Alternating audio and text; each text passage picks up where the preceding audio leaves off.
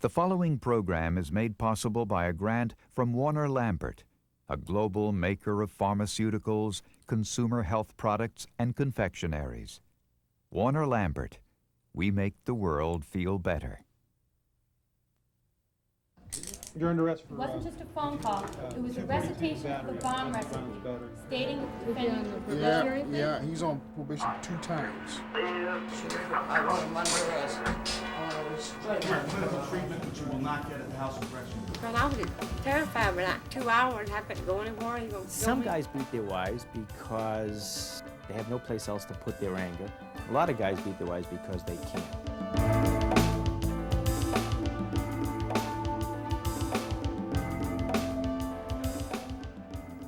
Because they can. I'm Diane Sawyer. Few domestic abusers would even consider physically or emotionally abusing a boss, a coworker, a friend, a stranger. But for some reason, wives and girlfriends are different. My words would be to her is, well, if you didn't make me angry, if you didn't do this to me, then you wouldn't have made me angry, then I wouldn't have done that to you. I wouldn't have hit you like that. It was that way all the time. The thing that is very difficult for people to understand is most violence, at least from the man's standpoint, is rational behavior. That is, a man is trying to get something. He's trying to get money, he's trying to get sex, he's trying to get compliance, and violence is one mechanism to do that. As we all know, the O.J. Simpson case raised awareness of domestic violence. That chilling 911 phone call, the graphic photos of Nicole Brown Simpson provided unforgettable evidence that domestic violence affects all socioeconomic groups. And even with the prominent, even with the wealthy, it's often kept quiet. But I was so embarrassed to tell anybody. I mean, it was my fault. Look what I did. So I thought at the time. Who would believe me? This wonderful man who was so charming and so wonderful and so gregarious to people. And everybody thinks he's so wonderful. How can I tell him how he is behind closed doors? Ronnie Hammer was married for 28 years to a successful businessman. She knows that an opulent lifestyle doesn't protect someone from abuse. You think that only drinking behavior, men in tattoos, beat up their wives on a low socioeconomic level, because that's what people equate abuse with. That's certainly not so. It's just because of the money situation. It's very well hidden. Because wives such as myself in affluent situations are afraid of losing their affluence, afraid of having to march to the welfare and food stamp drummer. This was a woman whose husband was an attorney. She called 911 and said she'd tripped and fallen into the door frame of her kitchen while she was running to answer the telephone. Pretty clear that that's not the case. Domestic violence develops as part of a pattern of coercive control. Contrary to the way most people think, it's not limited to physical abuse. It includes emotional, sexual, verbal abuse, and behavior like terrorism and stalking. Victims become isolated and trapped first by the abuser, and then by the people around them, who often seem to impose guilt or shame. The psychological impact of terror, even after a single episode of violence, can be very far-reaching, very long-lasting. And when the violence is repeated, as it is in most battering situations, it can produce a state of prolonged terror and profound psychological changes that render a victim less able to resist, less able to fight back. Domestic violence is often considered a family secret, yet each year an estimated 1,400 women die as a result of domestic violence. 2 to 4 million women are abused, and more than 1 million seek medical assistance for injuries caused by battering. Yet often those injuries and the abuse are either not reported or misdiagnosed. It's only been really since 1985 that we've begun to understand that domestic violence is also a health problem. And what does that mean? That means that all of us who practice medicine, all of us who see patients, now have to begin changing how we see patients, what we talk to patients about. 17 years ago, I found myself 8 months pregnant in the middle of the night going to a hospital emergency room with a broken nose. I was treated for the broken nose. I told them I hit my head on a cupboard door. They sent me home with my husband. Nobody ever asked me what happened. And that sent a really loud message to me, which was nobody cares about this. Nobody wants to hear it. These first-year medical students at Jefferson Medical School in Philadelphia learned to dispel some of the myths about domestic abuse. And many victims report that that's the most painful thing about being in an abusive relationship, is the silence of everyone around them. The batterer prays for your silence. They love your silence. They love your denial. You are helping them tremendously. I have found scores of battered women in my practice. And so I think from a efficiency point of view and the need to get relevant clinical data, need to screen all female patients. Dr. Howard Holtz of St. Barnabas Medical Center in Livingston, New Jersey, helps physicians acquire the knowledge and skills to intervene effectively in domestic violence cases. Women living under constant anxiety, constant fear of when the other shoe is going to fall, are going to present with illness.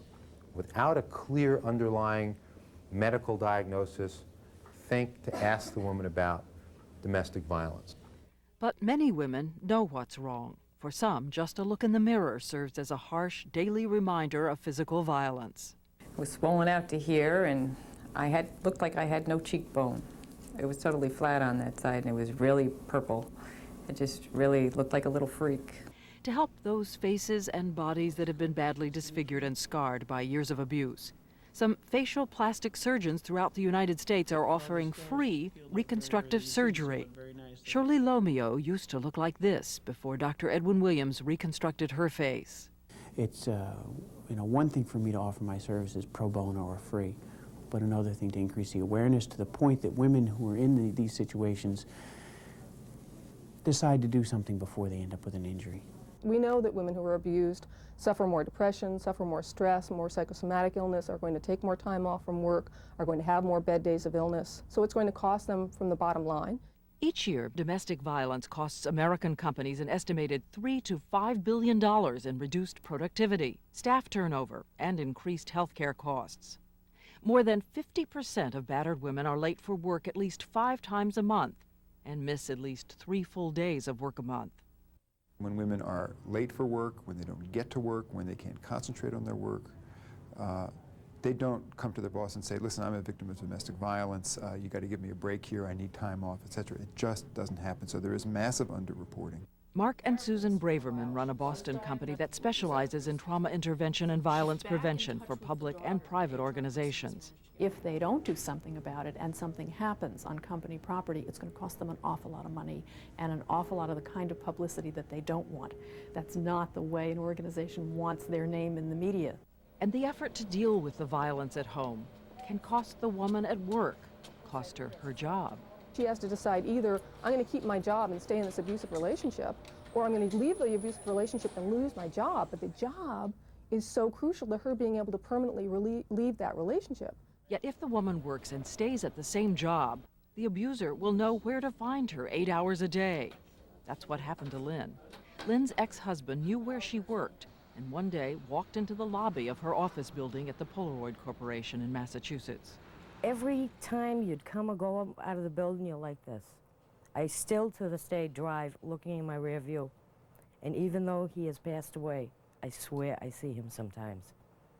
That's how vivid it is. Polaroid moved her to another, more secure location and provided extra security after she disclosed the abuse. They had a full-time person in my area watching everybody coming and going. Being an off-duty policeman, he had the picture of my ex-husband. Then, as I mentioned, they implemented that coding system where you had to have a certain code to enter the area or you had to be buzzed in. So that was an extra measure. Jim Hardiman, in charge of Polaroid's Employee Assistance Program, is a corporate executive who felt something had to be done about domestic violence after an employee of 17 years disclosed that she was being abused. Hardiman decided to hold meetings where women could talk about the violence in their lives. We met every single week, and for cosmetic reasons, the group was referred to as a self-image group, where the women were released during work time to meet an hour and a half every single week. And we talked about the abuse that they were currently involved with. The goal is every single woman in this room would get out of an abusive situation as quickly as possible. In 7 months, all 7 women were out of abusive relationships. Liz Claiborne is another company trying to combat domestic violence. We looked around for an issue, something that we could be involved in, that we could make a difference in. When we saw the statistics regarding domestic abuse, we were staggered. A woman is beaten every 12 seconds in this country. 52% of female murder victims are murdered by their partners, and 60% of women who are battered are even battered while they're pregnant. A survey conducted on behalf of the company showed that 57% of corporate leaders believe domestic violence is a major problem in society. Yet only 12% of those surveyed believed corporations should play a major role in addressing it. 1/3 of those surveyed said the problem could have a negative impact on their bottom lines. But companies like Liz Claiborne believe that domestic violence is an issue that has to be taken seriously. Liz Claiborne has put panic buttons at each entrance in case employees feel threatened. Yet companies and experts admit all the security measures in the world don't always make a difference. Now, no one can put up force fields around an individual. I mean, you look at the most protected person in this country, and it's the president. And how many presidents have we lost or nearly lost? So, you know, you can't expect sort of supernatural, superhuman things to occur, but you can expect a company to make all reasonable efforts to protect a person. And that may make all the difference. The Family Violence Prevention Fund, based in San Francisco, is committed to ending the secrecy that surrounds domestic violence. In 1994, the fund initiated a public awareness campaign which involves large and small companies and the community. It's called There's No Excuse for Domestic Violence.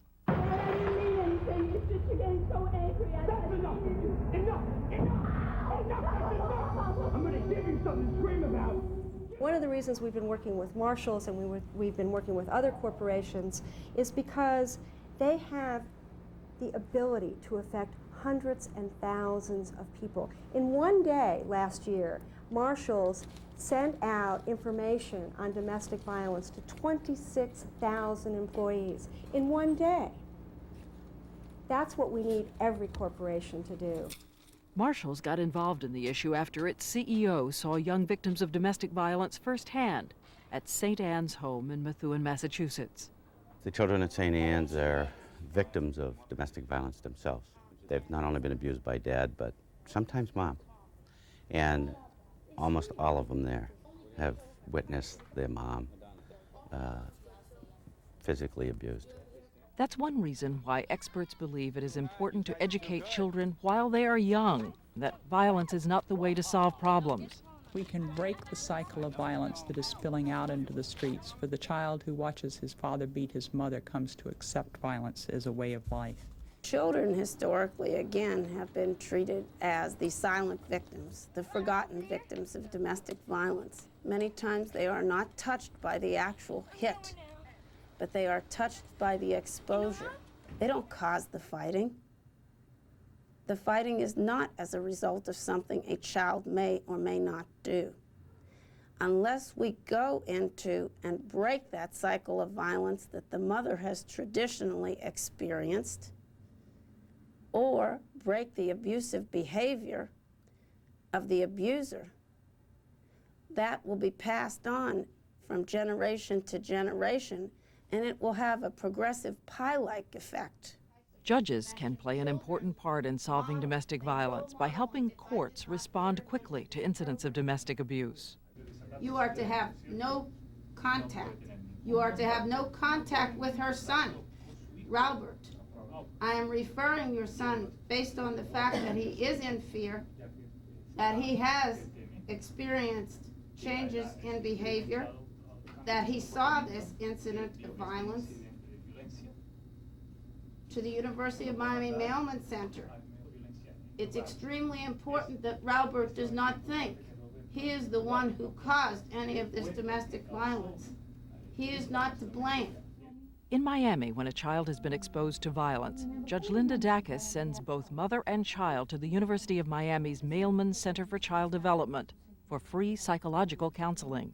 What are we learning that sometimes is hard for dad, that we remembers You seen that? Not to fight. Not to fight. Not to fight with my mom. Right. And not to hit my mom. Right. Excellent. And so when we don't fight, when we're angry, what are we using that we learned here? What are we using? Self-control. Self-control. Excellent. Sylvia Jones left an abusive relationship involving physical violence and stalking. She and her 2 children went to the Mailman Center for counseling. My daughter, she would hold everything in. My son, he would lash out, he would fight it out. Whereas now, he's a more calm person. He's more loving. I only remember one thing, and that when I was at his house, and he was whipping my sister because he couldn't connect my mom, and then he whooped her so hard that she had on stretch pants. He whooped her so hard that holes were in her pants, and she was crying, and then I couldn't do anything about it. And then when he was finished with her, I was looking at him, and he said, "Do I want some?" I said, "No."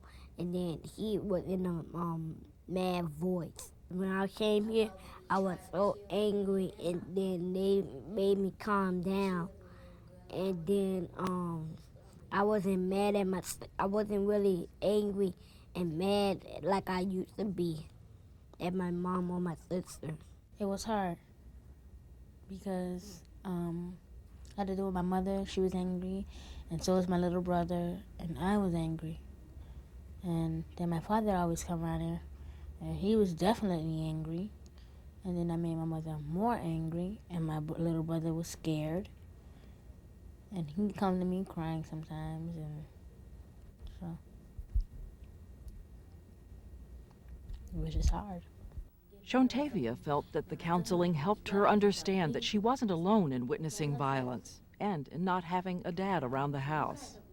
Before you got into the group, did you feel you were all alone? I felt like I was the only person that had, because everyone in my classroom would have 2 parents that, were together and everything. Well, I'm not the only one that doesn't have a father, and I'm not the only one who feels sad about myself sometimes, and everyone can relate to my problems as well as I can relate to theirs. One of the things that the counselors at the Mailman Center ask children to do is express themselves through their drawings. He comments that I like my dad because he's a nice man, okay? Let me show you one that is in contrast to that, please. And this is a frightening picture for me because what it depicts is the father figure is a very snarling-like figure. Look at the facial features. There's some person on the outside handing him a gun, and the father is saying something like, "Say your prayers." The female figure is present, but what is most frightening for me is the whole host of small children that are looking on this scene, and that's the feature that is distressing. Let me describe what I think happens with children. They see their father as a split person. They see a father who takes them to the beach on one weekend and then explodes violently on the next weekend. Just witnessing domestic violence isn't the only problem for children. The children are also often victims. In fact, in more than half of the cases where there's domestic violence at home, the children are also abused. To turn it around, in more than 70% of the cases of child abuse, the mothers are also abused. My son was 3 years old at the time. He cried in the middle of the night and cried for mommy. Because he cried and woke up my husband, he got up and severely beat him. He slapped him so severe where his behind was blistered and was punching him around and threw him across the room where his face was bruised very badly and his lip was cut and he was just in a bad shape. His face swelled up instantly. At Boston Children's Hospital, there's a battered woman's advocacy program called Awake, which offers victims not just counseling, but legal and social services in the community. Elaine, who wants to go to medical school, still relies on the program. It makes a major difference going to the support groups It helps you realize that you're not the only one who's gone through the abuse. It helps you give the encouragement to know that you can live without it. You don't have to stay in the situation. Life's a lot better on the other side. It is hard for families to try to make sense of the violence, even after the abuser is gone. Once a week at a New Jersey church, women and children together deal with the aftermath of violence. He would hit me for no reason sometimes, just because I was there. He threatened to beat me and my mom in a body bag one time, and he threatened to kill himself with a knife, and he was just crazy. I have nightmares about it, and my mom's been taking me to counseling and stuff. But when I go to a friend's house and their father yells or screams, it reminds me of what happened at my house. By combining play, dinner, and therapy, counselors help families work through the memory, the agony. Because it gives me and my daughter a chance to really spend some time together, just focused on each other and communicating with each other. This program is to teach the family to interact with each other in a more equal way, with more communication, where mom still has some authority, but the children are heard. In the mid-'80s, the emphasis was put on shelters for those who had been abused, and shelters are still a vital part of the system. But we now know that it will really take a fully integrated community-wide effort to save women and children from domestic violence. It can't be a lone shelter saying, no, no, no. We need the clergy, we need the judicial system, we need police, we need medical, we need families of all types coming forth and saying, no, we must stop domestic violence. We must hold the abuser accountable for the abuse. We must provide for the safety and protection of women and children and victims. Without that, we can never affect long-term change. Most communities want to say, well, this is up to the emergency medical personnel. This is up to the courts. This is up to the police or the families. Everybody wants to put this off on someone else's doorstep. And yet only in the communities where there's a close partnership among all the key players do we see a decrease in the incidence of domestic violence, assaults, and homicides. Is she okay? Yes, she's okay. She's very upset, just like you are. She's very upset of being thrown around the room because you're a big guy. In 1985, we had 30 homicides in San Diego. In 1994, we had 6 homicides in San Diego. That drop in the domestic violence homicide rate is the highest in the country. You're talking about over a 60% drop in domestic violence homicides. That drop is directly attributable to a police department and a prosecutor's office and advocacy programs that are all on the same page of music. Most times domestic violence people and children protective services people don't get together on this issue, and we do get together in San Diego because we really feel that these kids are living in a war zone. When things get violent, people start hitting people and throwing people against the wall, then we've got to kind of separate them and regroup and figure out what we're going to do from there. So that's why we do what we do, so we can protect you guys. You know, he got so mad that he didn't want to do it to me, so he started doing it to the... He stabbed the wall right here? Yeah, he okay. did that. Yeah, that's about right. So did he have these in his fist, probably, like this? Yeah, because he was, why you get me so mad? And I go, you scaring me, you know, why you act like that? Were you right here when you hit the wall? No, I was sitting right there with the baby. I had the baby. San Diego emergency. What's the San Diego emergency? My mom here, they're having a fight. Is she hitting her? We do a great deal, of course, in counseling and training our 911 operators on how to deal with children on the telephone. About 30% of our 911 calls come from children now in domestic violence situations. We view that as a good thing. We view that as meaning that the message is getting out to children to call 911. Not only is that a gift to the children in San Diego to know their adults and their community cares about their safety, it's a gift as a prosecutor to have a 911 tape from 5-year-old little Johnny saying, Daddy's got a knife at Mommy's throat. Lisa, where is he at right now? Is he still in the house? In the room and got the baby. Okay. And he made some red marks on Mama's, on Mama's neck. Since 1985, San Diego has focused on intervention, taking action, even if the victim is afraid to press charges. We were prosecuting, just like you'd prosecute an armed robbery, irrespective of whether the teller in the bank wants to press charges, just like you'd prosecute a drive-by shooting, irrespective of whether or not the victim of the drive-by shooting wanted to press charges. If you can prove it, prove it. That's your job. A lot of officers here, I know myself, I respond to calls all the time where I invited him over for dinner. He's been living back here a couple of days, and now he got drunk tonight, and he's violated a restraining order, and I want him thrown in jail. This is what I want you to do. Okay, first of all, I'll tell you what the law is. The law is very clear. There's no discretion allowed. The order, the restraining order, is an order from the judge, not an order from the woman, not an order from me. It's an order from a judge telling this person they are restrained from going into this home. So, if he is there in violation of that restraining order, whether or not she allowed him to come back is irrelevant, unless you can get down and prove on paper that she went over to his place and dragged him bodily into her home. Victims who leave their abusers but continue to be harassed or stalked often seek protective orders, also known as restraining orders, from the courts. These orders prohibit abusers from having any contact with their former partners. A lot of abusers, however, ignore the restraining orders. In 1992, there were a number of domestic violence homicides in Massachusetts, which led to the development of a computerized system which immediately provides information about the abuser's criminal history. The bottom line is it provides information. It gives you a total picture of who the defendant is, what his last offenses are, and the form also tells you how many restraining orders are out. We find some people with 4, 5, and 6 restraining orders out against them. George Lardner, who won a Pulitzer Prize for an article in the Washington Post about his daughter Kristen's tragic murder, found that the courts did not look at her abuser's past record. The boy who killed Kristen was on probation. He had a 6-month suspended sentence hanging over his head for beating up a previous girlfriend. He should have been back in jail the day he killed her. And if authorities had been aware of that, he might have been back in jail that day. Lardner wrote a book, The Stalking of Kristen, about how the legal system failed to protect victims of domestic violence like Kristen.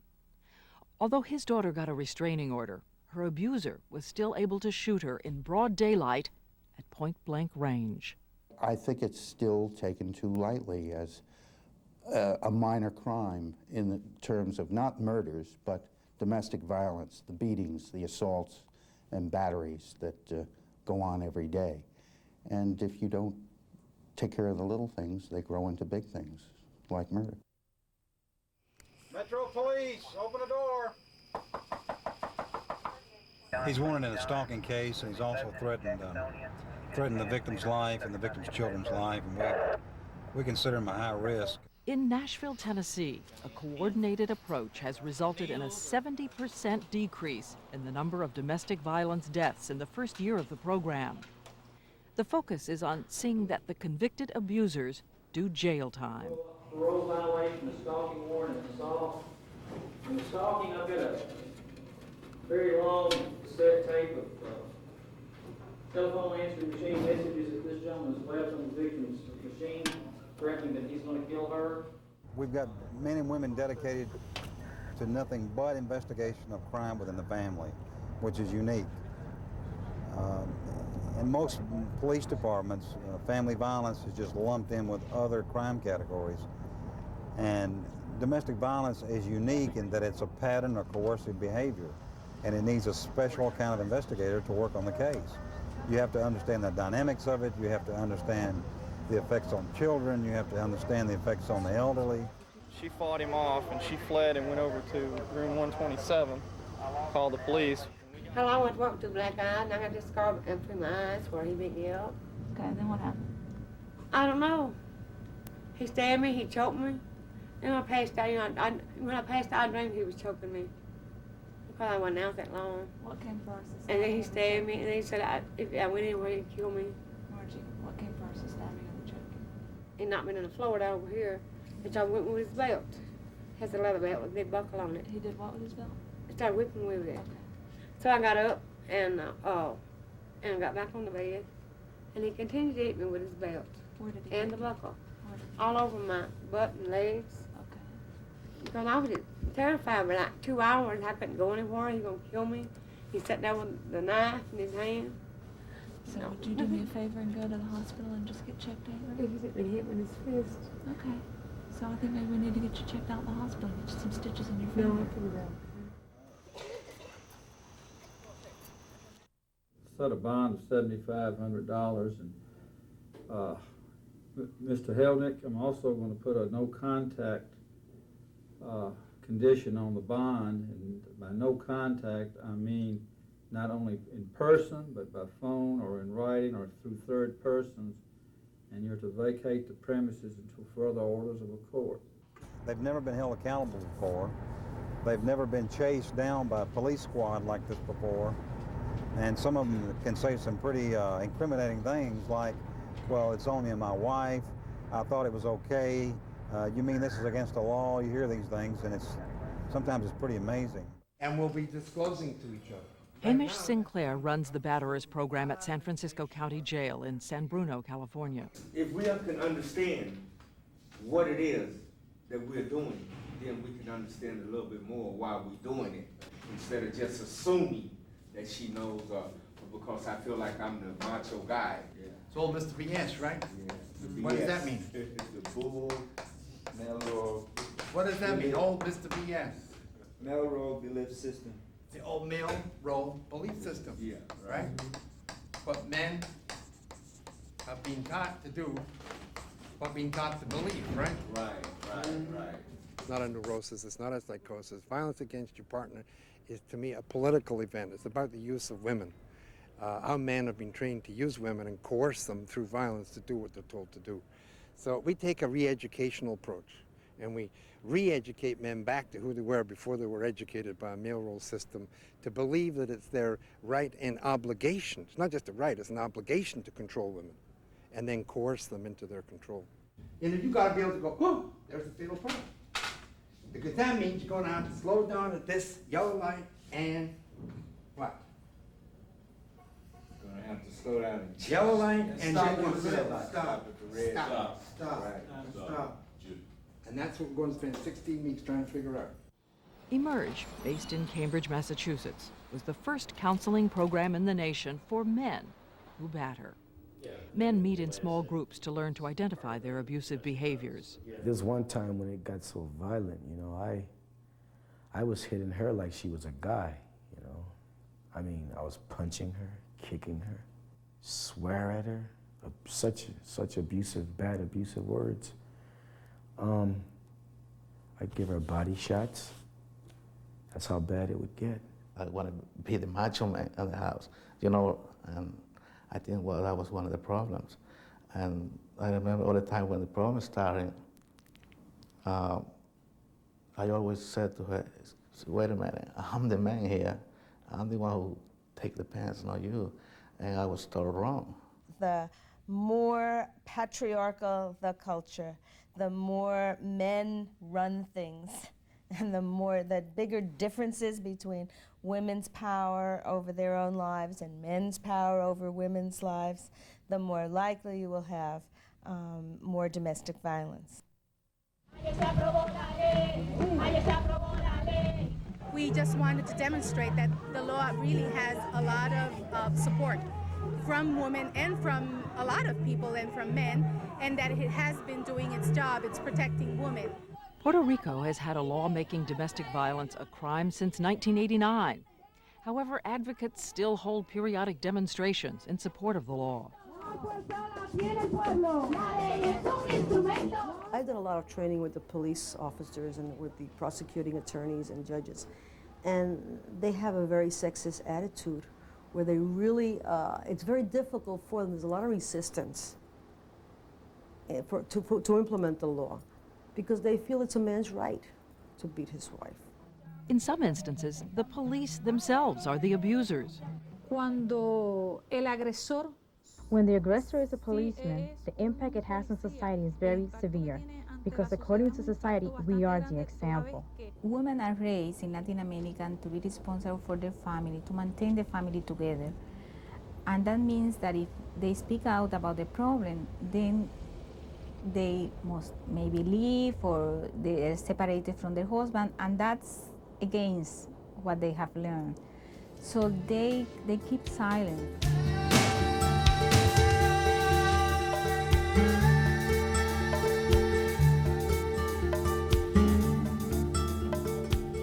Aida Hernandez's artwork has broken some of the silence. Her work has been on tour in Cuba and South America. She chose to remember the 100 women who were killed in Puerto Rico as a result of domestic violence between 1990 and 1993. El título Hasta que la muerte nos separe. The artwork title, Until Death Do Us Part, questions religion because they are the words used during the blessing of a married couple. Right now, in Puerto Rico, the things are going like wild. At least one woman is killed every month. Some months there are 2, 3 women killed by their partners. Sometimes they kill her and kill the kids and they kill themselves. Hay unas características que presenta el hombre agresor. Charlie was arrested under the domestic violence law for pointing a gun and threatening his wife. He is one of many batterers now mandated to have counseling in towns throughout the island. As a youngster, I was taught violence by my father and mother. And I don't want to continue this way. This is the only thing that can help, because they teach you how to maintain a relationship with your family, and it helps your kids too. Maria, her children, and her Puerto Rican husband moved from Chicago to Puerto Rico to escape the gang life. At first, the abuse stopped, but when Maria was pregnant with her 6th child, she felt enough was enough. It was an everyday thing. Every day he woke up, it was like in a bad mood all the time. And it was like a slap here, a kick here, and punch here and there. I'm like, no, I don't want this one. I don't want to be the next victim. I don't want to be on the front page of some paper or on the news the next day. And I was always treated like I was no human being, not a human being, but an animal. It got to that point that I had to sleep with a knife on my side of the bed because he had an axe for me. I wasn't strong enough to get out of the place and the situation, but it got so bad that I had to go out.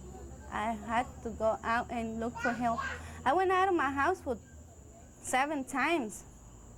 I leave and I come back, leave and come back, until the last time I won't take it anymore. In some smaller Puerto Rican villages, there is a powerful stigma against speaking out about domestic violence. This woman would only agree to tell her story with her identity concealed. He threw the cup and he cut me here. I have one here. I have one here. With the car he had. He started the car and then he pushed the ¿cómo se dice? Portón. The gate. And he hit me. And it's a person that everybody knows in the town, so she will be pointed out all her life. It's enough for her that she's been in the court where everybody knows her, that the police know her, that everybody knows her family. So I think that's enough for her.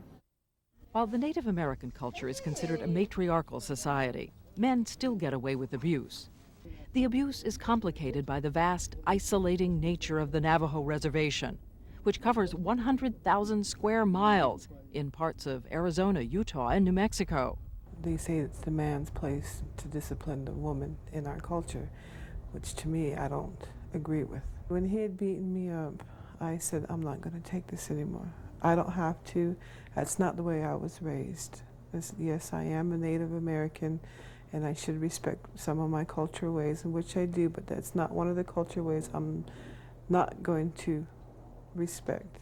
2 years ago, the Navajo Nation passed the Domestic Abuse Protection Act. It was a real struggle to get that passed. A lot of the people on the tribal council are men. Just having men on the council who are making the decisions was, I guess it was a huge obstacle in itself to get something like the act passed. Harvey James is a former batterer who counsels abusive men on the reservation. The way our elders teach us is that the women is the basis of all living things. In Navajo, you call it inapit sasale, is what you call it, is the basis, the foundation of the home. But we have all different sorts of problems, and the first thing we do is grab for a bottle. and then we use it as a crutch. And then a lot of times that interrelates with the domestic violence that we have here on the reservation.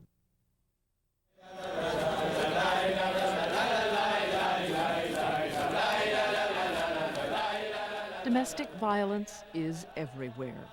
Jerusalem, as a religious community, is a place where many wouldn't expect to see a husband battering his wife. But domestic violence is a problem in Israel and is a particularly well-kept secret in Orthodox communities. The very Orthodox will do anything for shlom bayit, which means that the women will go back and stay with their husbands.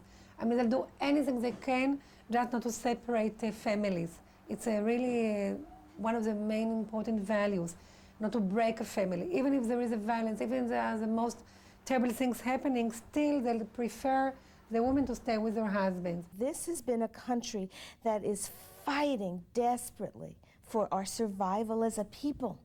And so it seems almost trivial to many Israeli women to say, I'm going to report my husband for battering me, when tomorrow this man may be killed in battle.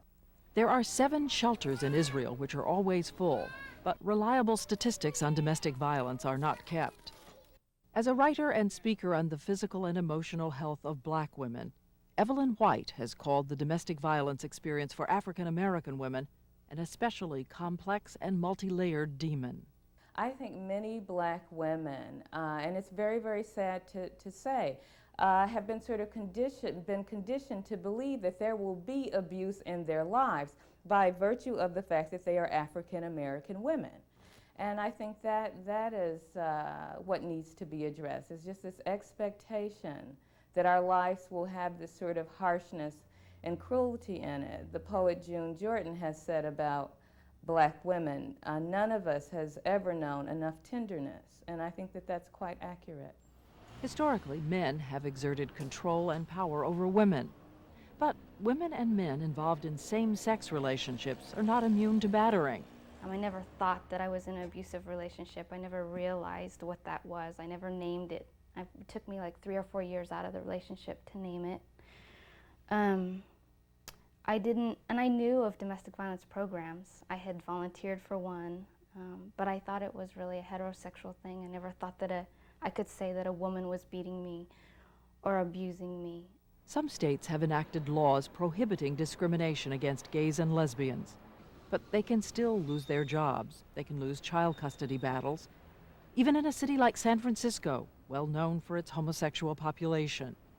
Even here, help can be difficult to get when a relationship turns violent. It was really hard to be gay and battered. I didn't want my family to know that I was being battered. They were just beginning to get used to the idea that I was gay. And so I was, closeted, so to speak, about the violence going on in the relationship. And then after I finally got away from him, going to the police and getting restraining orders, all of that meant coming out every time I dealt with the police. He violated the restraining order 11 times. 11 times I had to file police reports. 11 times I had to come out to whoever the officer was who showed up at the scene. So, it's definitely an additional barrier to getting help. Feminist lawyer Sheila Kuehl became California's first openly gay member of the legislature in 1994.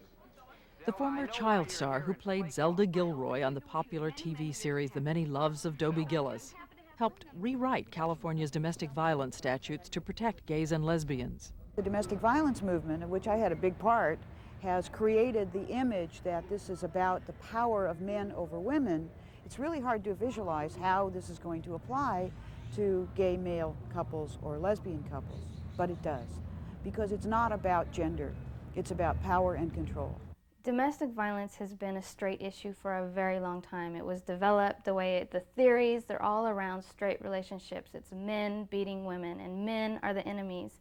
So it makes it very difficult to talk about same-sex domestic violence, especially when you have to think about men being victims and women being the enemy or being perpetrators, that women can be violent and that men can be victims. Let's take it nice and easy. It's gonna be so easy. It is an irony. romantic music playing for a group of women who experienced anything but tenderness in their physical relationships. He would just razor blade my clothes so I would not be able to leave. He took away a vehicle for a year so that with 2 small children I was not allowed to leave the house. He would do, part of his control situation would be to ask me, did you call anybody today? And I would say, no, because you always lie to protect yourself. And then he would press the redial button of the phone and find out that you had called someone if they had a message, and then you would go right from there into another abusive situation. Sue would only speak to us with her identity concealed because she fears her husband will find her and harm her. I've got to keep one step ahead of him. And this time, there are the resources just to stay away, just to stay ahead of him, maybe by a day, but that's all I need. Violence is a learned behavior, and it's learned at the home. And violence, unfortunately, doesn't stop at the threshold of the house. It spawns itself into the community. The domestic violence problem has been perceived to be one only affecting adults and youngsters witnessing the abuse. Yet each year, hundreds of teenagers are involved in violent personal relationships. Our studies tell us that 1 out of 8 teenagers is in some kind of dating violence relationship by the time they graduate from high school. That's about 12%. That's why the Jersey Battered Women's Service in Morris County, New Jersey, goes into area high schools to talk about dating violence. In dating relationships, I've yet to meet someone who got a black eye on their first date and then sat there waiting by the phone for that person to call them up. Okay? It wouldn't happen that way. It's a lot more gradual. It starts out with pushes, shoves, tripping someone, pulling their hair, twisting their arm. They always want to know, why does a teenager stay? They can almost justify an adult staying because they're married, they live in the house with that person, but they can't understand why their friend who has no children, who lives with their parents, who isn't married to this guy, is staying with him. And they really need those questions answered. Kelly knows why teens stay in these relationships. She was in a violent dating relationship when she was a junior in high school. I was confused. I didn't know what I wanted. I felt really loved at first, because no one had ever taken that much of an interest in me, and no one ever really cared about me. And I had other boyfriends, but I just thought he really cared, and that's why he wanted me to be this way. Well, I wasn't allowed to dress how I wanted to dress. I wasn't allowed to call my friends or talk to anyone in school. I wasn't allowed to wear makeup. I wasn't allowed to go anywhere without him. After he dislocated her jaw, Kelly got out of the relationship.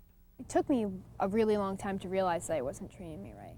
People respond to conditions of terror in much the same way, whether it's in a war zone or whether it's in a one-family war zone at home. And so the post-traumatic stress reactions that we see in combat veterans are very similar to the reactions that we see in rape victims or battered women or other victims of domestic abuse. One of the critical issues that I think we're facing across the country is that there is no place for women to go post-shelter. So what are their options if there's no affordable housing in the community? Their only option is to go back to the abuser. That's what Kim wants to avoid. She and her 2 sons fled an abusive relationship. She's attending college, trying to put her life back together. Do problem number 2. Kim's 45 days at the shelter are up. She's received an extension, but time is running out. It's getting to the point where I might have to go back just to have a roof over my kid's head. And I know it's really a really stupid mistake. I've come this far, but I don't want my kids to be on the street. Because transitional housing wasn't available, Kim felt she had to go back to her abuser. Such housing does exist in an adjoining county. Transition means from homelessness to self-sufficiency in their definition. And of course, that's everybody's goal for any homeless population. Our people are homeless because of domestic violence. Up to 50% of all homeless women and children in the United States are fleeing an abusive relationship. Samantha Wynn and her son could have been counted in that statistic, but instead were able to go from the safety of a shelter into transitional housing, and now are packing up to move into their own place. Nobody in my family wouldn't help me. So when I came here, it was the best move that I did, because I came here, I got help for me and my son, especially for my son. In 1995, the federal government formed a 40-member advisory council to help coordinate efforts to fight violence against women and advise the federal government on how to implement the Violence Against Women Act. We leave, by and large, law enforcement, prosecution to the local level. One of the great things about the Violence Against Women Act is that once we discover what works, we will try to promote certain kinds of laws and certain kinds of responses and strategies. Because if it works in Quincy, maybe it'll work in Des Moines, Iowa. Grassroots community efforts are taking place throughout the country.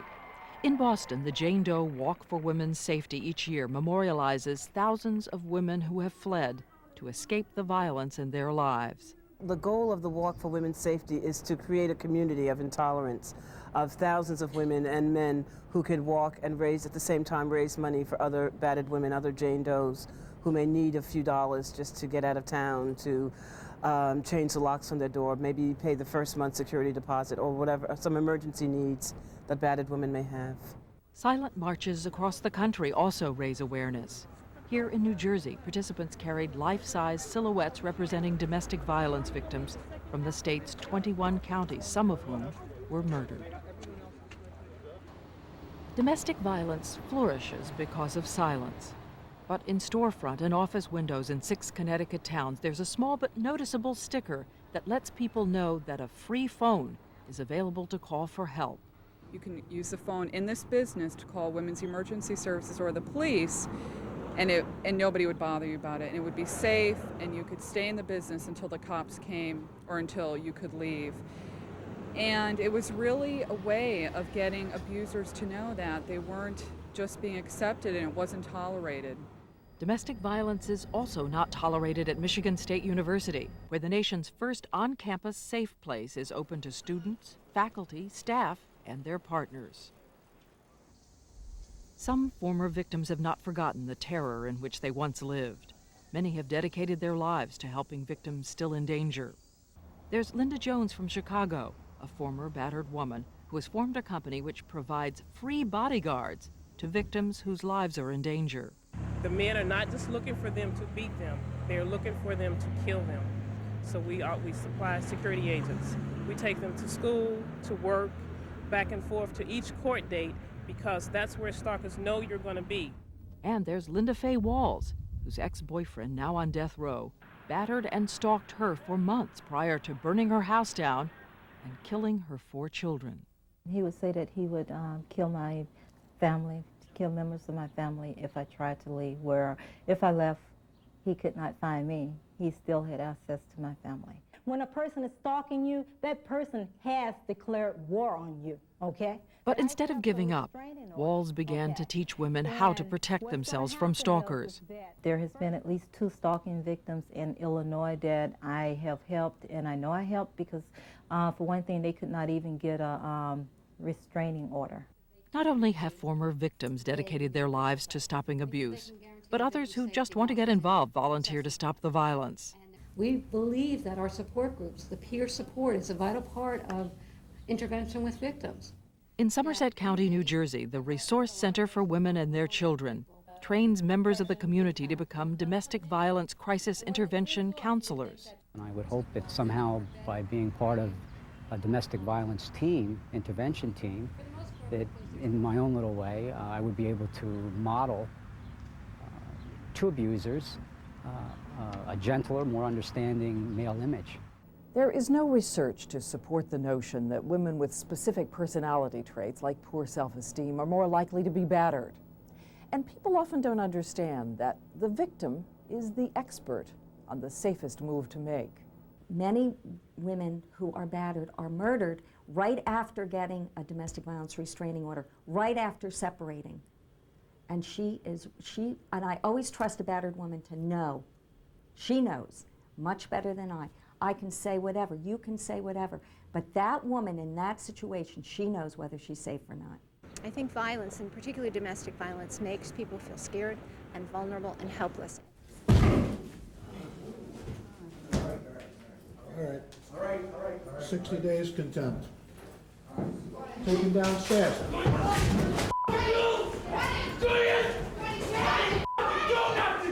It is absolutely still true that some people continue to blame victims, say what did they do to provoke the violence, or why doesn't she leave? But it's also true, I think you are seeing a change, and that change has now switched us from the question of what's wrong with her, or why does she say, to why does he do this, and how can we stop him? Finding of summary contempt, he's sentenced to 60 days in the House of Corrections. 90 days in the Love you too, Candy! No one should go through it. Get out. It's as simple as that. There's light at the end of the tunnel. Even if you can't see it, it's still there. And you have to believe in yourself. I'm at peace. I feel so safe.